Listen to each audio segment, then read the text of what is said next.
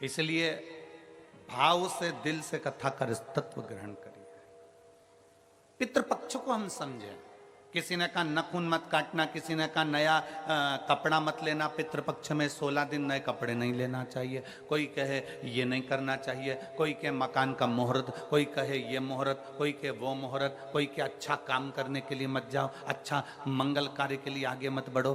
शिव महापुराण की कथा कहती है कि पितृ बुरे नहीं होते हैं।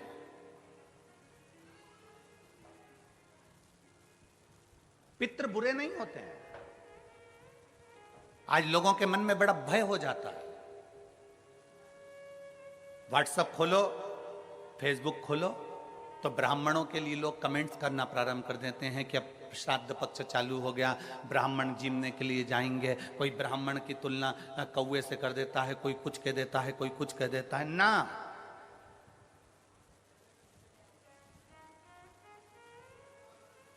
गायत्री करने वाला ब्राह्मण, वेद पाठ करने वाला ब्राह्मण, संध्या करने वाला ब्राह्मण की तुलना किसी साधारण से नहीं होती। उसकी तुलना तो स्वयं नारायण और ब्रह्मा से होती है। स्वयं नारायण और ब्रह्मा से होती है।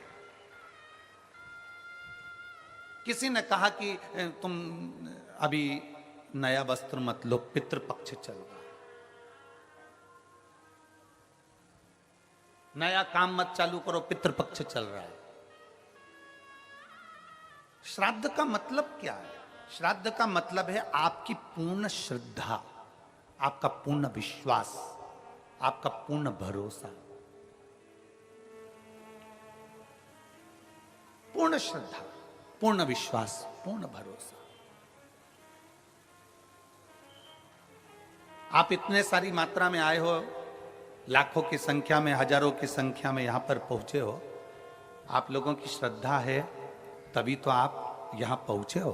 अगर श्रद्धा नहीं होती तो कोई अपना घर छोड़कर यहां इस वीराने में, इस जंगल में आकर बैठता?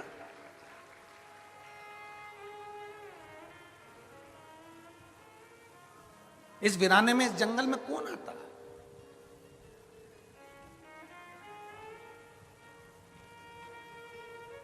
जब पवित्र धरा के सभी श्रोता भाई बहनों से कि भगवान राम जिस भूमि के पास में से निकल कर गए हों वो भूमि साधारण नहीं हो सकती, उसकी शिव तपोस्थली हो सकती। शिव तपोस्थली, जिस भूमि पर स्वयं शंकर बैठे हों, महानदी के तट पर मां आद्यशक्ति दुर्गा भवानी बैठी हो,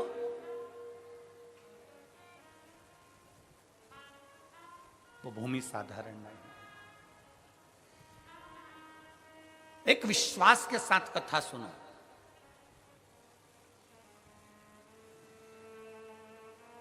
जिस नदी को छत्तीसगढ़ की गंगा कहा जाता है, उस पवित्र नदी के तट पर आप और हम कथा सुन रहे हैं।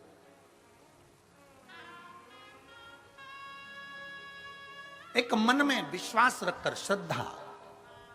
श्राद्ध का मतलब पितृ आपका बुरा करेंगे, यह श्राद्ध का मतलब नहीं है। पितृ आपका बुरा करेंगे, यह श्राद्ध का मतलब नहीं है। पितृ आपको श्राप देंगे, यह श्राद्ध का मतलब नहीं है। यह पितृपक्ष का मतलब नहीं है। नया कपड़ा मत लो, ये मत करो, वो मत करो, मुहूर्त मत करो, नए मकान की बात मत करो, संबंध की बात मत करो, शादी की बात मत करो। पितृपक्ष चल रहा है, श्राद्ध चल रहा है। लोगों ने भय पैदा कर दिया पितृपक्ष का, श्राद्ध पक्ष का। पर यदि कूर्म पुराण को पढ़ा जाए, यदि देवी भागवत को पढ़ा जाए, यदि लिंग पुराण को पढ़ा जाए, यदि शिव महापुराण को पढ़ा जाए, तो हमारा शास्त्र कहता है कि पितृपक्ष से सुंदर कोई पक्ष नहीं हो सकता, जिसमें पितरों का भी आशीर्वाद देवताओं के साथ मिलता है। जिसमें देवता का तो आशीर्वाद मिलता ही है, पर देवताओं के साथ में पितरों का भी आशीर्वाद हमको प्राप्त होता है। पितरों का भी आशीर्वाद।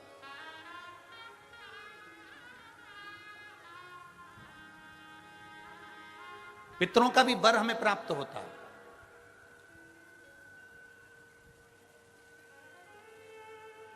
पितरों का भी आशीर्वाद हमें प्राप्त होता है। तो कौन कह दे कि ये पितृपक्ष बेकार होता है, ये श्राद्ध पक्ष बेकार होता है? श्राद्ध पक्ष में ये मत करो, श्राद्ध पक्ष में वो मत करो, पितृपक्ष में ये ना ना ना। शिव महापुराण की कथा कहती है पितृपक्ष वो पक्ष है कि बाकी के समय में, बाकी के पक्षों में तो केवल देवता का आशीर्वाद मिलता है, पर श्राद्ध पक्ष में देवताओं के साथ में पितरों का भी आशीर्वाद प्राप्त होता है, हमारे पूर्वजों का आशीर्वाद प्राप्त होता है।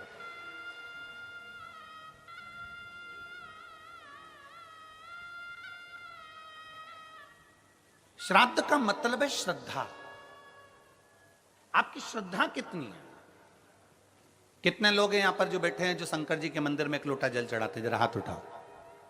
सब चढ़ाते हो? रख लो, वापिस रखो, वापिस रखो। और कितने लोग हैं जिन्होंने अपनी अड़ोसन, पड़ोसन और पीछे वाली धड़ोसन, इन सबसे कहा कि एक लोटा जल चढ़ाया करो? वो हाथ उठाओ जरा, उठाओ जरा हाथ। हाँ ठीक है, रखो रखो। आप लोगों ने कभी तो कहा होगा अपनी पड़ोसन को, अपनी अड़ोसन को और पीछे वाली धड़ोसन को कि शिव मंदिर जाया करो, शंकर को एक लोटा जल चढ़ाया करो, शिव स्तुति करा करो, शंकर का स्मरण करा करो, शंकर की भक्ति करा करो, सारी समस्या का हल। जरा जम के बोलो, सारी समस्या का हल बोल बम का नारा है। आपने अपनी पड़ोसन से कहा होगा मंदिर जाया करो, इससे कहा मंदिर जाया करो, पीछे वाली से कहा मंदिर जाया करो। क्यों? किस लिए? तुम्हारी पड़ोसन के मंदिर जाने से सीहोर वाले महाराज का कोई फल है क्या? तुम्हारी पड़ोसन के मंदिर जाने से सीहोर वाले महाराज को कुछ मिलने वाला है क्या? तुम्हारे मंदिर जाने से या तुम्हारी पड़ोसन के मंदिर जाने से या पीछे वाली धड़ोसन के मंदिर जाने से सीहोर वाले महाराज को कुछ मिलेगा क्या? तुम्हारी पड़ोसन के मंदिर जाने से किसी को कुछ नहीं मिलेगा, पर तुम्हारी पड़ोसन के मंदिर जाने से तुम्हें जरूर प्राप्त होगा। क्या? वो मार्ग बताने से परमात्मा का दरवाजा प्राप्त हो जाता है, मंजिल प्राप्त हो जाता है। एक कथा आती है एक बड़ी सुंदर सा कि एक वकील साहब थे।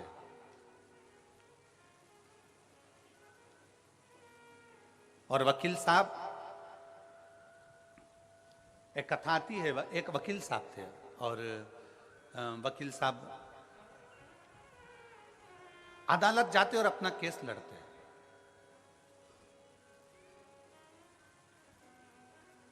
एक गांव का व्यक्ति शहर में आया, अपने लड़के का पता पूछ रहा। और गांव का व्यक्ति शहर में आया और अपने लड़के का पता पूछ रहा। लड़के का पता पूछा वकील साहब। वकील साहब को वो पहचानता नहीं है।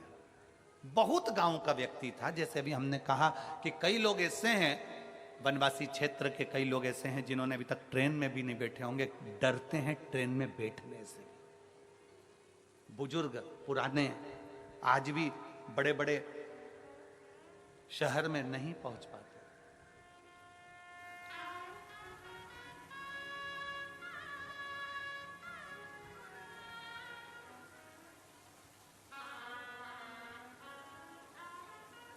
गांव का व्यक्ति था और गांव का व्यक्ति, बुजुर्ग व्यक्ति शहर में आया। वकील साहब केस लड़ रहे थे और केस हार गए। हार कर बाहर खड़े थे अदालत के बाहर।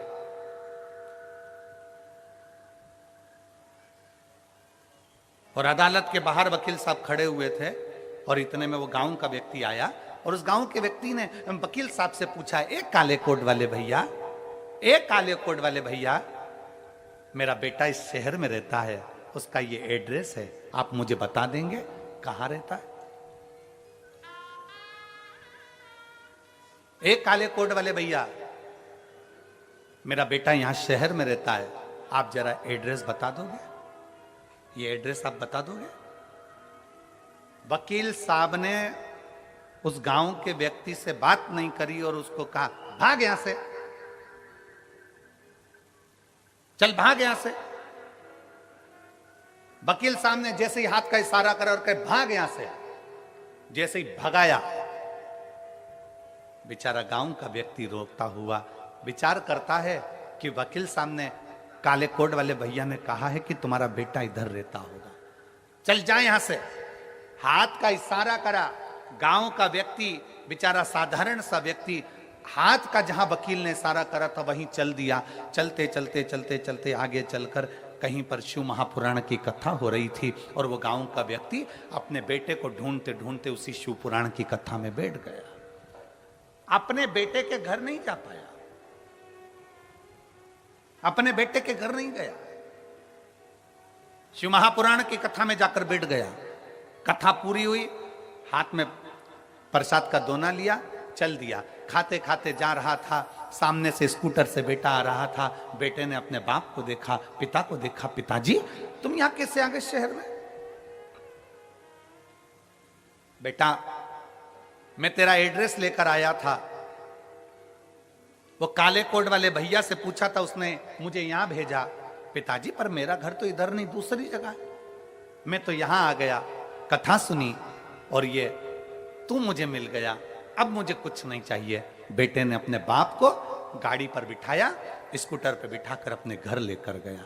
घर लेकर गया, 4 महीने बीते और वकील साहब का एक्सीडेंट हो गया और एक्सीडेंट होते से वकील साहब सीताराम हो गए। वकील साहब मरे।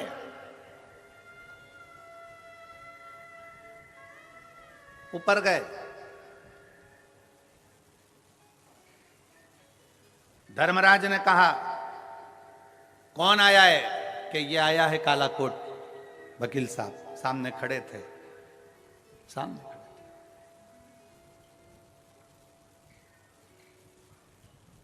थे। धर्मराज ने चित्रगुप्त महाराज से कहा इनके पाप पुण्य गिनो। पाप पुण्य गिनना प्रारंभ करा और जब पाप पुण्य गिनना प्रारंभ करा तो मालूम पड़ा कि इन्होंने तो झूठ बहुत बोला, छल बहुत करा, ये करा वो करा। महाराज इसने पुण्य नहीं करा, कोई पुण्य नहीं करा, नरक भेज दिया जाए इनको। अदालत में भी जाते थे तो क्लेश करते थे। एक वो वकील होता है जो अदालत में भी जाता है तो भगवान को प्रणाम कर कर जाता है और बड़े प्रेम से सबसे बात करता है, पर ये वहां पर भी क्लेश करता था, भेज दो इसको। इतने में तुरंत धर्मराज निर्णय दे रहे थे और इतने में वहां से नंदी निकल कर जा रहे थे। नंदी ने कहा इस वकील ने कुछ करा हो चाहे ना करा हो, पर एक गांव के व्यक्ति को शिव पुराण का रास्ता बता दिया था। एक गांव के व्यक्ति को शिव पुराण का रास्ता बता दिया था। इतने में धर्मराज ने का रास्ता नहीं बताया था, उस व्यक्ति ने एड्रेस पूछा था और इसने भगाया था। नंदी ने कहा भले भगाया, पर हाथ का इशारा तो शिव पुराण की ओर ही था। हाथ का इशारा तो शिव पुराण की ओर था। तो बताओ नंदी क्या करना है? धर्मराज से पूछा तुम बताओ कि मंदिर का रास्ता, शिवालय का रास्ता, शिव पुराण का रास्ता बताने वाले का क्या फल होता है? तो इतने में धर्मराज ने कहा उसको भी बैकुंठ का रास्ता बता दिया जाता है, इसलिए इसको भी बैकुंठ का रास्ता बता दो, इसको भी बैकुंठ का रास्ता बता दो। वकील की आंख से आंसू बहने लगा कि मैंने जिंदगी में कोई अच्छा कर्म नहीं करा, पर एक कर्म, और वो भी मैंने अनायास करा। मैंने एक कर्म करा और वो भी अनायास करा, अनायास।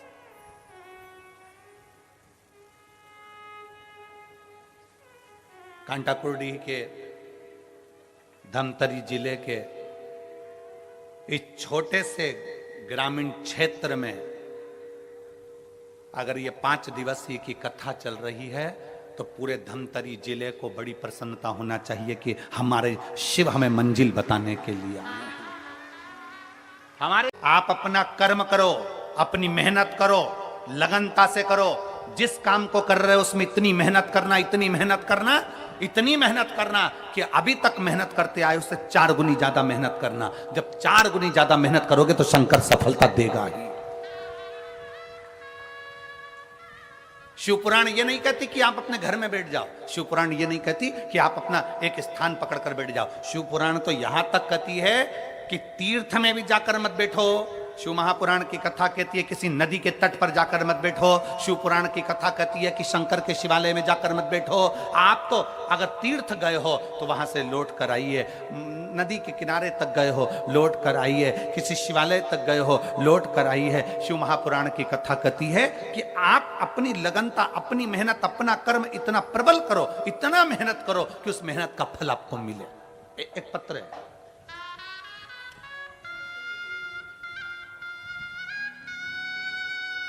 मेरा नाम अनीता बंधोर, मैं नरहरपुर जिला कांकेर छत्तीसगढ़ की निवासी हूं। कहीं बैठी हो तो हाथ हिला सकती हैं, अगर कहीं बैठी हो तो हाथ हिला सकती हैं। मेरा नाम अनीता बंधोर, मैं नरहरपुर जिला कांकेर छत्तीसगढ़ की रहनिवासी हूं। कहीं बैठी हो? हाँ हाँ, दिख गए। आ जाइए, एक बेलपत्र ले जाओ, आ जाओ, आ जाइए। मैं जिला कांकेर छत्तीसगढ़ की निवासी हूं। मैं भोलेनाथ जी का मैं क्या वर्णन करूं गुरुदेव। मेरे दो बेटे हैं। बड़ा बेटा कंपटीशन एग्जाम की तैयारी कर रहा था और छोटा बेटा नीट की तैयारी कर रहा था। 5 साल से मेरे दोनों बेटे तैयारी कर रहे हैं, पर 5 साल तक उनका सिलेक्शन नहीं हुआ। ना तो कंपटीशन एग्जाम में मेरे बड़े बेटे का हुआ, ना नीट में मेरे छोटे बेटे का हुआ। गुरुदेव, हम भले कांकेर के रहने वाले हैं, छोटे क्षेत्र के हैं, पर बेटों का मन था कि हम भी कोई ऑफिसर बन जाएं, हमारा भी कोई ऊंचा पद हो जाए। गुरुदेव, बड़े बेटे ने 5 साल तक लगातार कंपटीशन एग्जाम दिया पर उसका सिलेक्शन नहीं हुआ। छोटे बेटे ने नीट की परीक्षा देता रहा पर सिलेक्शन नहीं हुआ। कभी 1 नंबर, कभी 2 नंबर, कभी 1.5 नंबर से रह जाते। दोनों बेटे हार गए और दोनों बेटों ने कहा, मां अब हम ना नीट की तैयारी करेंगे और ना हम कंपटीशन एग्जाम की तैयारी करेंगे। तब मेरे बच्चों ने जैसे ही बोला तो मैंने अपने बच्चों से कहा, एक बार सियोर वाले महाराज की कथा सुनो। हमने टीवी चालू कर हम आपको पहचानते नहीं थे, जानते नहीं थे। दूसरे के कहने पर हमने टीवी चालू करी, आस्था चैनल पर आपकी कथा सुनी। कथा सुनते ही मेरे बच्चों को सुनाई और मेरे बच्चों ने कह दिया, सियोर वाला महाराज कहता है कि मेहनत को 4 गुना बढ़ाओ, अपनी लगन, अपने कर्म को, अपनी मेहनत को चौगना करो और चौगना मेहनत कर कर शंकर को जल चढ़ाओ। जल चढ़ाकर जब एग्जाम के लिए जाओ तो एक बेलपत्री पर शहद लगा कर जाओ। मेहनत को चौगना करना है। अब मेरे बेटे ने कंपटीशन एग्जाम की तैयारी करी और छोटे बेटे ने नीट की तैयारी करी और दोनों ने अपनी मेहनत को 4 गुना कर दिया। मैं और मेरे दोनों बेटे, हम तीनों शंकर जी के मंदिर में 1 लोटा जल चढ़ाने के लिए जाने लगे और रोज जल चढ़ाने जाते। जब मेरे बेटों का एग्जाम आया, बीच वाली पत्ती पर शहद लगाया और शहद लगाकर शंकर को लगाकर मेरे बेटे कंपटीशन एग्जाम में बैठ गया और दूसरा बेटा नीट की परीक्षा में बैठ गया। आज मैं बाबा को धन्यवाद देने आई हूं। जो बेटा मेरा कंपटीशन एग्जाम में बैठा था वो रेलवे का बहुत बड़ा पदाधिकारी बन गया और छोटा बेटा जो नीट की परीक्षा दे रहा था वो मेडिकल कॉलेज में सिलेक्ट हो गया। मेरा बेटा डॉक्टर बन रहा है और बड़ा बेटा अनीता बनघोर, जिनका नाम बोला जाए वही आए। अनीता बनघोर नरहारपुर जिला कांकेर छत्तीसगढ़ की हैं। तो बड़े ये एक स्मरण हमारे भीतर रहे कि हमारी मेहनत, हमारी लगन, हमारा परिश्रम 4 गुना होना चाहिए। और मैंने तेरे ही भरोसे बाबा, तेरे ही भरोसे हवा बिच उड़ती जावांगी बाबा, डोर हत्तो छड़ी ना मैं कटी जावांगी। भोले मैं तेरी पतंग, शंभो मैं तेरी पतंग, हवा बिच उड़ती जावांगी बाबा, डोर हत्तो छड़ी ना मैं कटी। एक लाइन इन्होंने बहुत अच्छी लिखी है, आप और हम दोनों मिलकर गुनगुनाते हैं। कि मुझे भोले बाबा ने बहुत दे दिया है, तेरा शुक्रिया है, तेरा शुक्रिया, तेरा शुक्रिया, तेरा शुक्रिया।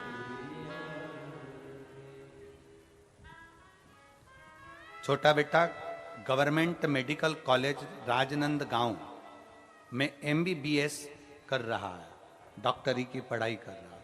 छोटा रेलवे में बड़ा रेलवे में सिलेक्ट हो गया। इसमें सियोर वाले महाराज ने कुछ नहीं किया।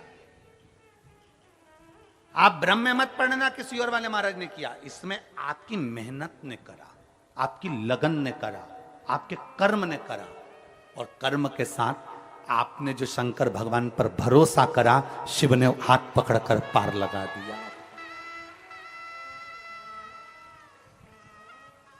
कोई लेट बनता है, कोई जल्दी बनता है, शंकर को जल चढ़ाने वाला एक दिन सेठ जरूर बनता है। थोड़ा समय लग सकता है, थोड़ा थोड़ा संघर्ष का समय होगा, कटेगा। थोड़ा मेहनत का समय होगा, कटेगा। अपनी मेहनत को 4 गुना बढ़ाओ, अपने संघर्ष को, अपने कर्म को, अपनी लगनता को 4 गुना बढ़ाओ।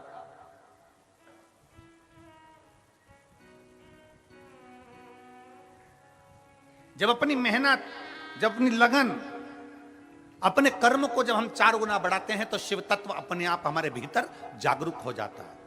दुनिया के लोग पूछते हैं, गुरुजी शंकर को 1 लोटा जल चढ़ाने वाले को भगवान इतनी जल्दी सुन लेता है? हम कहते हैं तुम जल नहीं चढ़ाते, तुम शंकर भगवान को जब जल चढ़ाते हो तो भगवान भोलेनाथ जल चढ़ाने वाले के हाथ को किसी दूसरे के हाथ के आगे फैलाने नहीं देता, वो पकड़कर उसको मंजिल तक पहुंचा देता। तो अपने भीतर प्रकट करिए। जब विश्वास भरोसा बढ़ेगा तो शिव मिलेगा, शिव मिलेगा।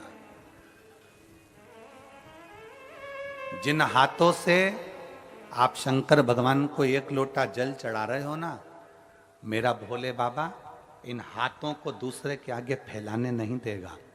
मेरा भोले बाबा इन हाथों को ऐसा पकड़कर मंजिल तक पहुंचाएगा कि दूसरी बार सोच नहीं पाओगे कि बाबा ने कहां पहुंचा दिया। आप भगवान शंकर की शिव पुराण का रास्ता किसी को बता रहे हो, आप शंकर के दरवाजे तक किसी को लेकर जा रहे हो, रिश्तेदारों के फोन आए ना और तुमसे कहें तुम्हारे क्षेत्र में कथा हो रही है, हम आना चाहते हैं, उसको खुश होकर कहना आइए, स्वागत है हमारी धमतरी जिले में आपका, आइए आपका स्वागत है। जिस पवित्र भूमि पर राम जी आए, जिस पवित्र भूमि पर शंकर विराजमान है, जिस पवित्र भूमि पर मेरी दुर्गा भवानी जगदम्बा विराजमान है, जिस पवित्र भूमि पर ओघड़दानी शंकर, इस श्राद्ध पक्ष में 5 दिन की कथा को बांचने के लिए कुबेर भंडारी आ गया। समझ लो कि शिव तत्व की प्राप्ति हमारे भीतर है। इस छोटे से गांव में अगर इतने शिव भक्त आए हैं तो आपको सेवा का मौका मिला है। पूरे धमतरी वालों को 14-15 किलोमीटर दूर रहने वाले जितने जितने आसपास के शहर हैं उनको मौका मिला है कि इनकी सेवा करो।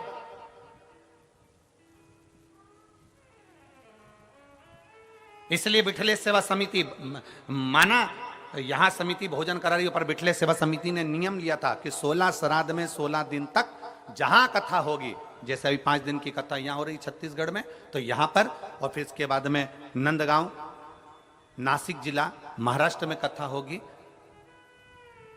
26 तारीख से, तो उसमें भी ऐसे पूरे श्राद्ध पक्ष में बिठले सेवा समिति कुबरेश्वर धाम भी अपना भंडारा चला रहा है, जिससे लोगों का मुख झूठा हो सके, जो आया है उसको तृप्ति हो सके, उसको तृप्ति हो सके।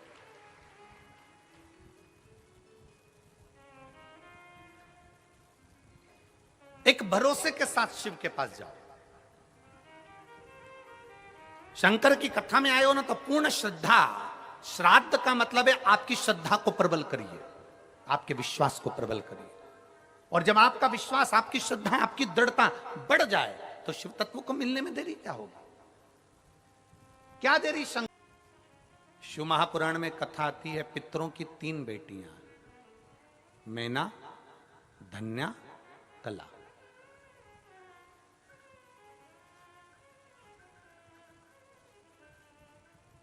मैना के सुंदर आनंद में पार्वती जी है। धन्या सुनैना बनी जिनकी गोद में माता सीता जी खेले। कला कीर्ति बनी जिनकी गोद में राधा जी खेले। पितरों की 3 बेटी। अब पितरों की 3 बेटियों के 3 देवियां हैं। पहले नंबर पर कौन है? पार्वती जी। दूसरे नंबर पर कौन है? सीता जी। और तीसरे नंबर पर कौन है? जम के बोलो जरा, राधा जी। ये पितरों की बेटियों की बेटियां हैं।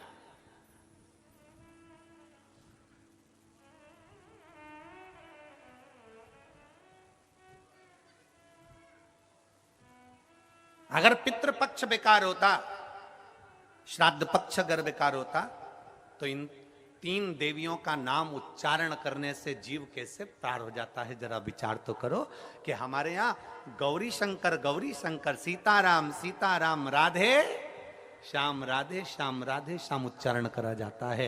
राधा का नाम स्मरण किया, सीता का नाम स्मरण किया, पार्वती जी के नाम का स्मरण किया, पार्वती जी के नाम का स्मरण किया। कैसे पार उतर सकता है? बस पितृपक्ष में एक काम चालू करो। पितृपक्ष में बन सके गौ माता को रोटी दो, पितृपक्ष में बन सके गौ माता को जल दो, पितृपक्ष में बन सके तो भूखे को भोजन कराओ, प्यासे को पानी पिलाओ। पितृपक्ष में बन सके, तुम्हें किसी ने कह दिया, कोई विद्वान ने तुम्हें बता दिया कि तुम्हारे पितृ दोष है, तुम्हारे घर में काल सर्प दोष है, तुम्हारे घर में ऐसा दोष है, तो एक काम चालू करो। 16 दिन श्राद्ध के 1 चावल का दाना देवाधिदेव महादेव के शिवलिंग पर समर्पित करो, दूसरा चावल का दाना अशोक सुंदरी की जगह पर समर्पित करो, और 1 लोटा जल पहले अशोक सुंदरी वाली जगह पर थोड़ा सा चढ़ाओ, उसके बाद शंकर भगवान को उस जल को अर्पित करो। अपना गोत्र बोलकर, अपने पितरों का स्मरण कर कर आपका पितृदोष अपने आप शांत हो जाएगा, दोष मिट जाएगा, आपका पितृदोष शांत, आपका दोष समाप्त।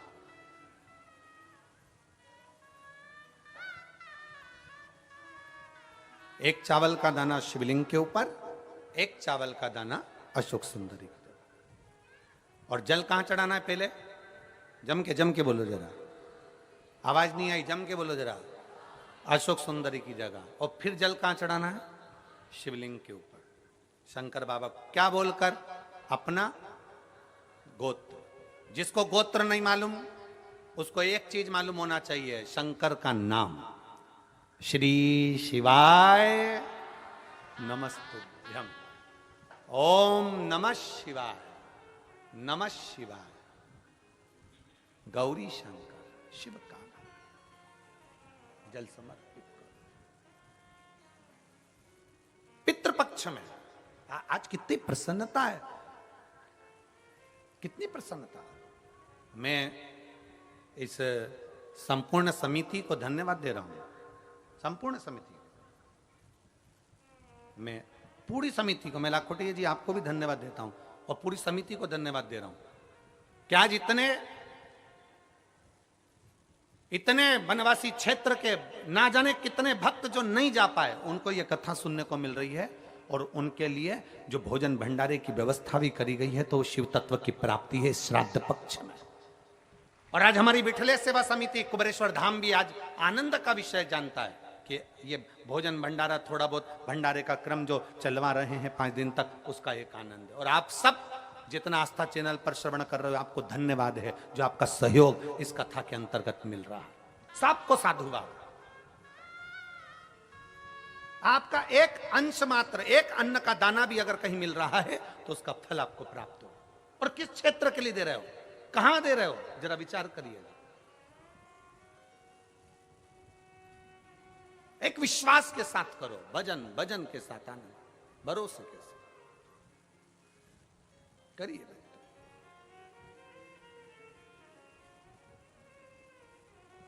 एक चावल का दाना अशोक सुंदरी की जगह। अशोक सुंदरी का स्थान मालूम है ना सबको? बोलो बोलो, जम के बोलो जरा, सबको मालूम है ना? अशोक सुंदरी की जगह, और 1 चावल का दाना मेरे देवाधिदेव महादेव का। कोई कितना भी कह दे, अब किसी ने एक बात पूछी, एक बेटी ने एक बात लिखी है इसमें, एक पत्र लिखा, उसने पत्र में लिखा कि गुरुजी, शिवालय, मंदिर,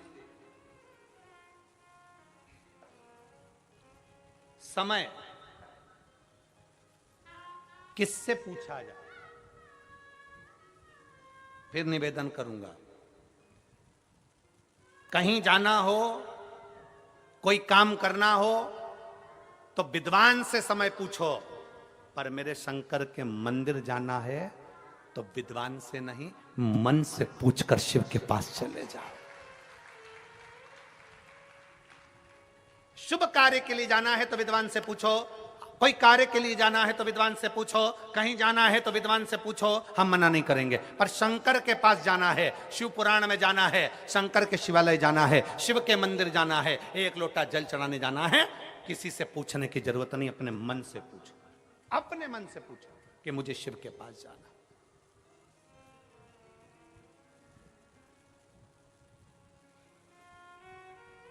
शिव कैलाश का वासी है, शिव शमशान निवासी है, शिव कुबेरेश्वर महादेव है, उसके पास जाने का समय नहीं पूछा जाता। आपके यहां हो सकता है, हमारे उधर तो नहीं होता कि शंकर भगवान शमशान के निवासी हैं। अब मालूम पड़े कोई मर गया तो तुम विद्वान के पास जाके पूछोगे, पंडित जी देख के बताओ हमारे परदादा मर गए, उनको कितनी बजे लेके जाना है? पंडित जी से पूछो, अरे बोलो तो रे, पूछते कोई? शंकर के पास जाने का कोई समय नहीं पूछा जाता, शमशान ले जाने का कोई समय नहीं पूछा जाता, जन्म का समय पूछ लेंगे, शादी का समय पूछ लेंगे, घर का समय पूछ लेंगे, सारा समय पूछ लेंगे, पर मेरे काल अधिपति महाकाल के पास जाने का कोई समय नहीं पूछता। उसके पास तो वो बुलाता है तब जाना ही पड़ता है, वो जब बुलाएगा तुम्हें जाना पड़ेगा। शिव जी से किसी ने पूछा, प्रभु मेरे को एक बात बताओ कि आप बुलाते हो तो हम आते हैं, तो हम बुलाएं? ये बेटी ने पत्र में लिखा है, देखो,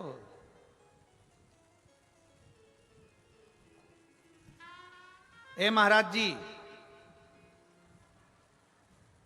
मेरा नाम अंजलि साहू है, मैं बालोदा जिले की रहने वाली हूं, आपसे प्रश्न करने के लिए आई हूं। धन्यवाद बेटी को, साधुता है बेटी को, मेरा बहुत बहुत साधुता। ए महाराज जी, भगवान हमारे सामने क्यों नहीं आते? डरते नहीं, भगवान को डर नहीं लगता, डर अपनों को लगता है। एक आध दिन अगर शंकर सामने आके खड़े हो गए ना, शंकर कुछ नहीं करेंगे, उसके गले में जो है ना बासुकी, चलो शंकर को भी जाने दो, वो बासुकी को भी जाने दो, उसी का कोई रिश्तेदार, उसी का रिश्तेदार तुम्हारे घर में अगर आ जाए तो मेरी बेटी अंजलि, बेटा तू घर के बाहर और रिश्तेदार घर के अंदर होगा। इसीलिए शिव नहीं आते, भगवान नहीं डरता, भगवान आने को तैयार बैठा है। कौन कहता है परमात्मा नहीं आता? छत्तीसगढ़ वालों का पुण्य इतना प्रबल था कि अयोध्या छोड़कर राम इस मार्ग से गए। कौन कहता है परमात्मा नहीं आता? द्वारका वालों का पुण्य इतना प्रबल था कि सौराष्ट्र की भूमि में मथुरा छोड़कर द्वारका नाथ गए। कौन कहता है परमात्मा नहीं आता? भगवान को डर नहीं लगता। मेरी बेटा अंजलि बेटी, बहुत बहुत साधुवाद आपके प्रश्न के लिए, आपको धन्यवाद, साधुता है आपको। परमात्मा नहीं डरता, परमात्मा तो तुम्हारे सम्मुख में आने के लिए बैठा है।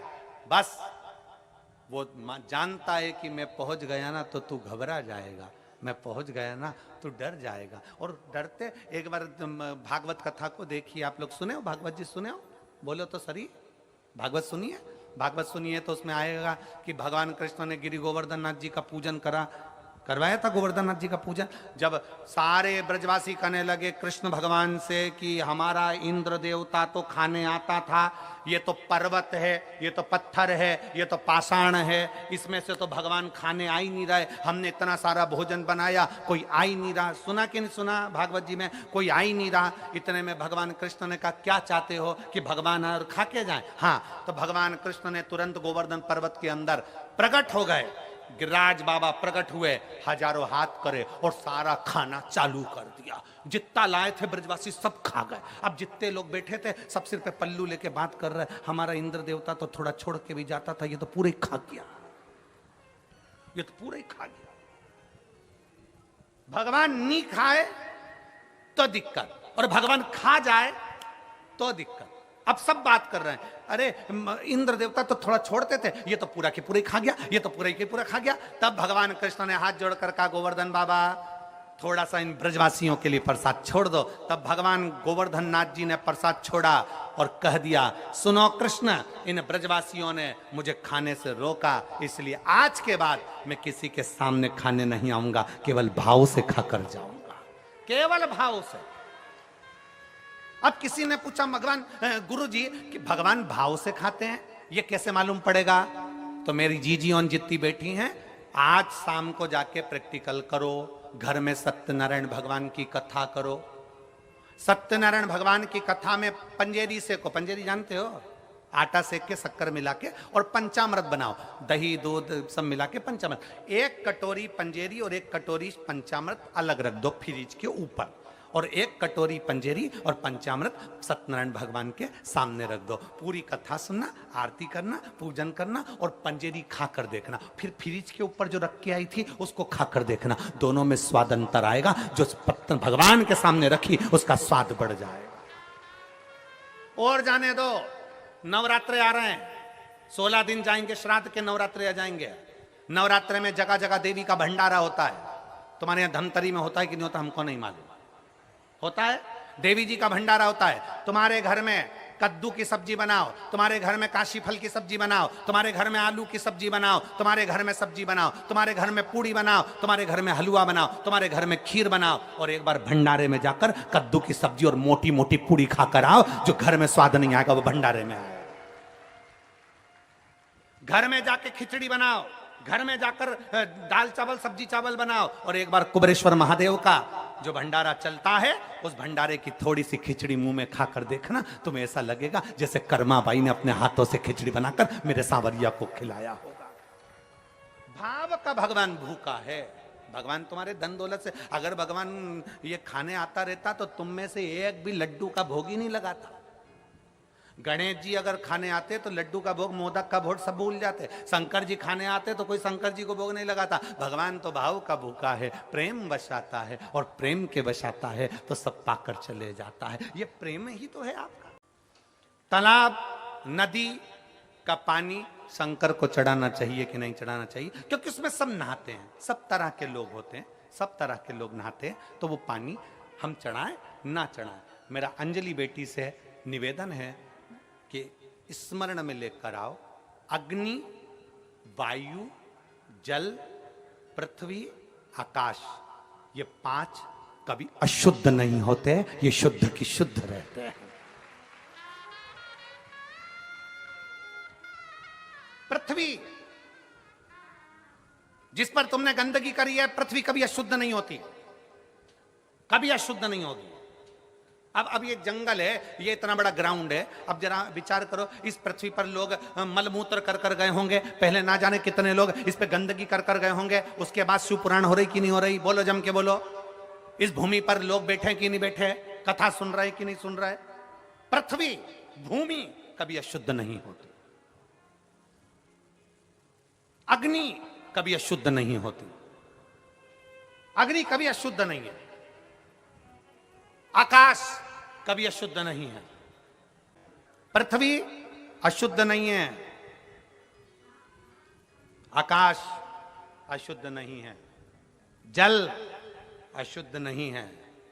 जल जल होता है, उसमें वो खुद गुण होता है कि जल अपने आप में पवित्र होता है, अशुद्ध नहीं। उसकी शुद्धता अपने आप है, अपने आप।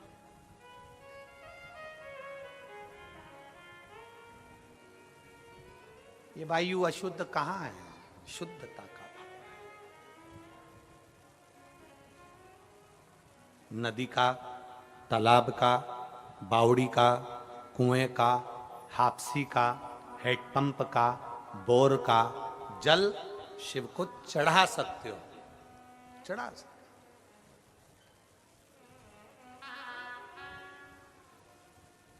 और मेरा निवेदन बेटा अंजलि आपको, आप एक कथा शिव पुराण में जरूर पढ़ना।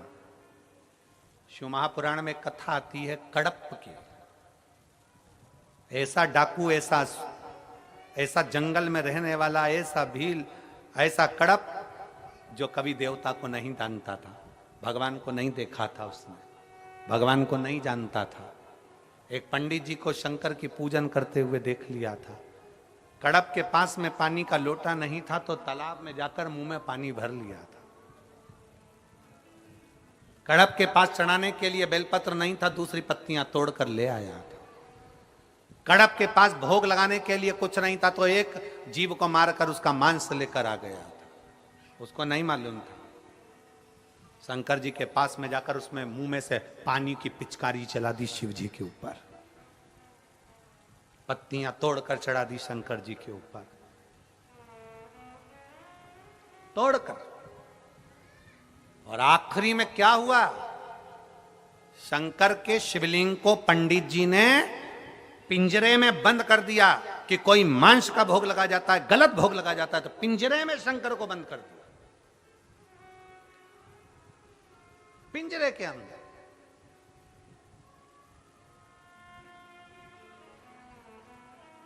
और भगवान शंकर को पिंजरे में बंद कर दिया। पिंजरे की एक लोहे की तान टूट गई, शंकर के शिवलिंग को चुभ गई।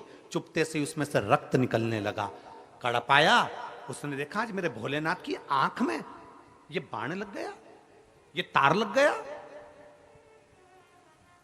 ये तार लग गया। कड़प ने देखा, हाथ लगाया पर रक्त रुका नहीं, खून रुका नहीं।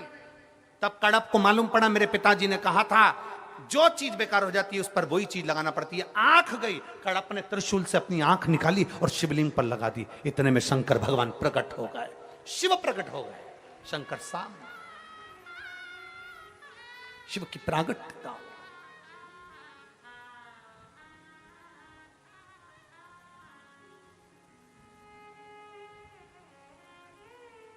जल अशुद्ध नहीं है, जल शुद्ध है।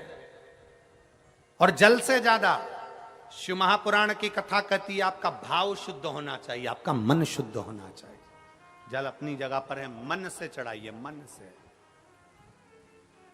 कहां से लाऊं गंगा, कहां से लाऊं यमुना, कहां से लाऊं सरयू अपार पड़ी रे। और भोले तेरी सेवा हमसे ना बनी, भोले बाबा तेरी सेवा हमसे ना बनी। कहाँ से लाऊं लड्डू, कहाँ से लाऊं पेड़ा, कहाँ से लाऊं लड्डू, कहाँ से लाऊं, कहाँ से लाऊं बर्फी वो शक्कर चढ़ी रे। कहाँ से लाऊं बर्फी वो शक्कर चढ़ी रे। और भोले तेरी सेवा हमसे ना बनी, भोले बाबा तेरी सेवा हमसे ना बनी, हमसे नहीं बन सकती। उसको मन से रिझाओ, मन से। और जितने लोग आस्था चैनल पर कथा सुन रहे हैं, टीवियों पर कथा सुन रहे हैं, आप अपने टीवी के सामने अपने साथ में फोटो रख कर बैठिए। अगर फोटो नहीं है तो चावल का एक दाना लेकर बैठिए, और जब कथा पूरी हो पहले दिन की, उस चावल के दाने को अपने परिंदे के पास, मटके के पास, हंडे के पास रखिए। 7 दिन 5 दिन रोज कथा सुनो, रोज एक चावल का दाना अपने पितरों के नाम से रखो, बाबा देवाधिदेव महादेव आपके पूर्वजों को पार लगाएगा ही। दोनों शिव तत्व कहता है भगवान की विरल भक्ति को धारण करिए, एक विश्वास अपने भीतर प्रकट करें, एक भरोसा अपने भीतर जागृत करें। जब विश्वास और भरोसा हमारे भीतर जागृत हो जाता है तब शिव तत्व हमें प्राप्त हो जाता है, तब शंकर हमें प्राप्त हो जाते हैं। श्राद्ध पितृपक्ष ये सब बेकार नहीं, शुभ है। ये लोगों की गलत दृष्टि है, गलत विचार, गलत भाव है, गलत सोच है कि पितृपक्ष में ये काम ना करिए, पितृपक्ष में वो काम ना करिए, पितृपक्ष में ऐसा ना करिए, पितृपक्ष में वैसा ना करिए। आप दिल से अगर पूछ रहे हैं, आप दिल से प्रार्थना कर रहे हैं, दिल से निवेदन कर रहे हैं, दिल से अगर कह रहे हैं तो शिव स्वीकार करता है, शंकर सुनता है। केवल विश्वास मूल रखिए, भरोसा मूल रखिए।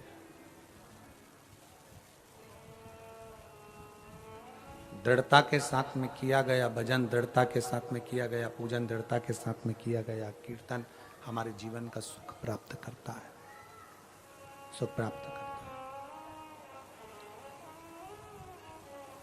एक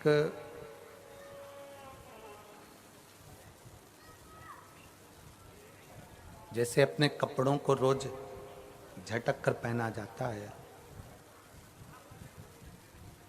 अपने कपड़ों में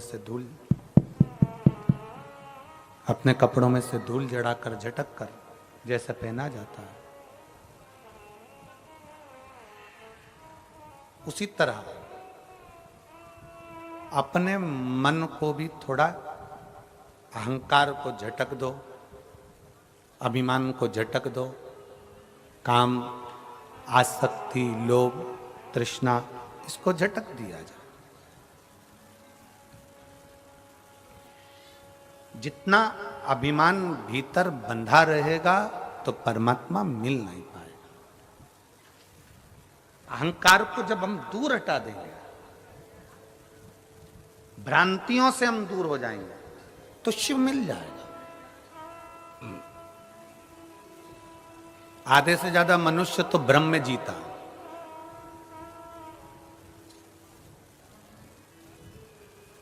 मैं अगर भगवान शंकर को ये नहीं चढ़ाऊंगी तो शंकर जी रुष्ट हो जाएंगे, मैं भगवान को ये नहीं करूंगा तो भगवान रुष्ट हो जाएंगे। ऐसा नहीं है। सनातन धर्म के अंदर, हिंदू धर्म के अंदर, सनातन धर्म के अंदर कहीं नहीं लिखा कि भगवान रुष्ट होते हो। ये तो दुनिया ने भ्रम पैदा कर दिया कि तुम ये नहीं दोगे तो तुम्हें ऐसा हो जाएगा, तुम ये नहीं करोगे तो वैसा हो जाएगा। ना, भगवान कभी रुष्ट नहीं होता। अपने बच्चों से बाप कभी रुष्ट नहीं होता। और दूसरे की तो हम नहीं कहें, पर हमारा भोलेनाथ, उसका नाम क्या है? भोले नाथ। भोले का मतलब जानते हो ना? बोलो तो जम के। भोले का मतलब है तुमने जल चढ़ाया तो ठीक, ना चढ़ाया तो ठीक, तुमने भोग लगाया तो ठीक, ना लगाया तो ठीक, तुमने बेलपत्र चढ़ाई तो ठीक, ना चढ़ाई तो ठीक। अगर दिल से आप शंकर जी को पूछ रहे हो, दिल से आप शिव का स्मरण कर रहे हो, दिल से आप शंकर का गुणगान कर रहे हो, तो बाबा उसको स्वीकार जरूर करता है, स्वीकार करेगा। केवल विश्वास के साथ शिव है। रामचरितमानस में शंकर भगवान को विश्वास कहा, पार्वती जी को श्रद्धा कहा। शिव जी विश्वास है, माता पार्वती श्रद्धा है, और इन दोनों का जो मिलन है, श्रद्धा श्राद्ध, श्राद्ध श्रद्धा।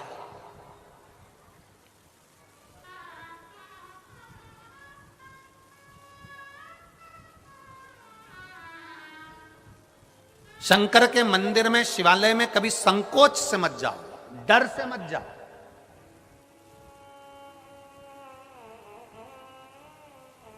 आप लोगों ने पहले शिव पुराण सुनी है टीवी पर? बोलो तो जम के, सुनिए। पुरानी शिव पुराण को निकालो, उससे पुरानी निकालो, 25 साल में जितनी शिव पुराण करी है उन सबको निकालो और निकाल कर सुनो। हमने कभी अपनी व्यासपीठ से कभी ये नहीं कहा कि शंकर को अगर ऐसा करोगे तो शंकर श्राप दे देंगे। हमने कभी ये नहीं कहा कि शंकर भगवान से ऐसा करोगे तो भगवान पाप दे देंगे। नहीं, शिव भोले हैं, शंकर भोला है। भोले को तुम जब चाहो तब रिझाओ। शंकर के मंदिर जब तुम्हारा मन कर जाए तब मेरे बाबा के दरवाजे पर पहुंच जाओ और उसको गले लगा लो, शिव तुम्हें मिल जाए।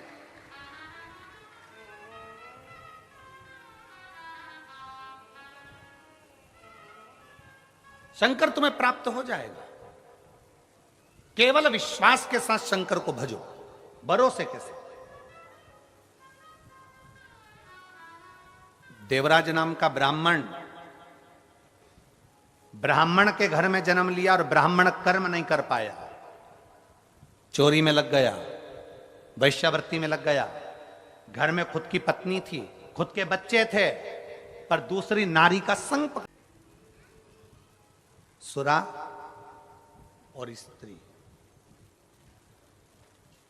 सुर, सुरा और स्त्री, ये तीनों बर्बाद कर देते हैं व्यक्ति को। तीनों बर्बाद कर देते हैं व्यक्ति को। आप पर स्त्री का संग कर रहे हो तो बर्बादी का सिरा है आपका। आप सुरा का पान कर रहे हो, मदिरा पी रहे हो तो बर्बादी का क्रम है आपका। आस्था चैनल के माध्यम से, फेसबुक यूट्यूब के माध्यम से और इस पवित्र छत्तीसगढ़ की धरा, कांटाकुरडीह के इस धमतरी जिले के माध्यम से कहना चाहूंगा, प्रयास करो तुम्हारे मदिरा के नशा को, तुम्हारे दारू के नशे को दुनिया का कोई व्यक्ति नहीं छुड़ा सकता। तुम्हारे मदिरे और दारू के नशे को तुम खुद छुड़ा सकते हो। तुम में वो बल है कि आप इसको छोड़ सकते हो। हम कितना भी संकल्प दिला लें, हम कितनी भी सौगंध दिला लें, तुम नशा नहीं छोड़ोगे। नशा छूटता है अपने दिल से, नशा छूटता है अपने मन से। और किसके लिए छोड़ना है नशा? अपनी पत्नी के लिए। किसके लिए छोड़ना है नशा? अपने बेटों के लिए। किसके लिए छोड़ना है नशा? अपनी बेटी के लिए।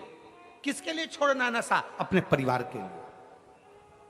क्योंकि नशे में केवल तुम बर्बाद नहीं हो रहे हो, नशे में तुम्हारा परिवार पूरा की पूरा बर्बाद होते चले जा रहा है। उसको छोड़ने का प्रयास करो। तुम्हारे नशे के चक्कर में तुम्हारी बेटी की इज्जत नहीं होती, सम्मान नहीं करते लोग। किसकी बेटी है? इसका पिताजी तो पीकर पड़ा रहता है। तुम्हारे नशे के चक्कर में तुम्हारे बेटे का आदर नहीं होता। किसका बेटा है? उसका बाप तो वहां पी के पड़ा रहता है। तुम्हारे नशे के चक्कर में तुम्हारी पत्नी का मायके में सम्मान नहीं होता। इसका पति तो बेवड़ा है, पी के पड़ा रहता है। उस नारी का सम्मान नहीं होता, उस बच्चे का सम्मान नहीं होता, उस बेटी का सम्मान नहीं होता, माँ का सम्मान नहीं होता। तुम्हारी माँ, अरे किसकी माता है? अरे उसका बेटा तो पी के पड़ा रहता है। माँ का सम्मान नहीं होता। किसका बेटा है? वो बाप, उसका बेटा वो पी के पड़ा रहता है। ना माँ को सम्मान मिल रहा है, ना बाप को मिल रहा है, ना पत्नी को मिल रहा है, ना बच्चों को मिल रहा है, किसी को सम्मान नहीं। फिर क्यों नशा करना? किस लिए?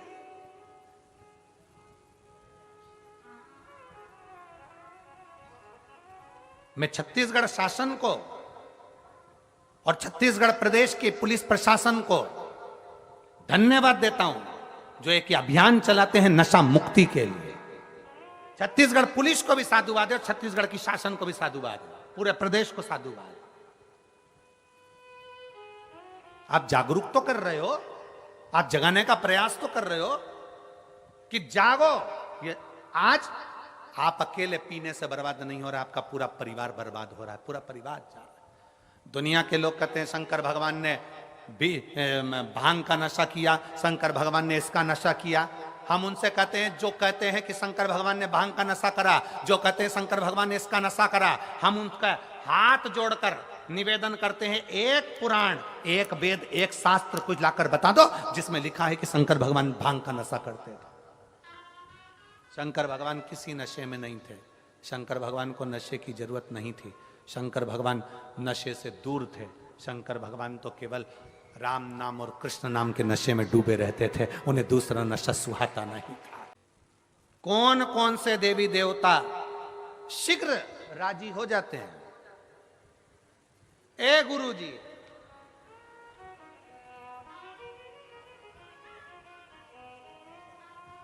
शिव महापुराण की कथा कहती है शंकर को दिल से जल चढ़ाओ, 3 ताली बजाओ, हर हर महादेव बोलो, भोलेनाथ प्रसन्न हो जाओ। प्रसन्न मत चढ़ाओ जल भी, शिव के शिखर का दर्शन कर लो। शिखर का दर्शन नहीं कर पाए तो उसके मंदिर के सामने से निकल जाओ। सामने से भी नहीं निकल सकते तो 2 मिनट कहीं शिव महापुराण की कथा हो रही हो तो उस शिव पुराण का स्मरण कर लो, तो भी शिव कृपा बरसा देते हैं, शिव कृपा कर देते हैं।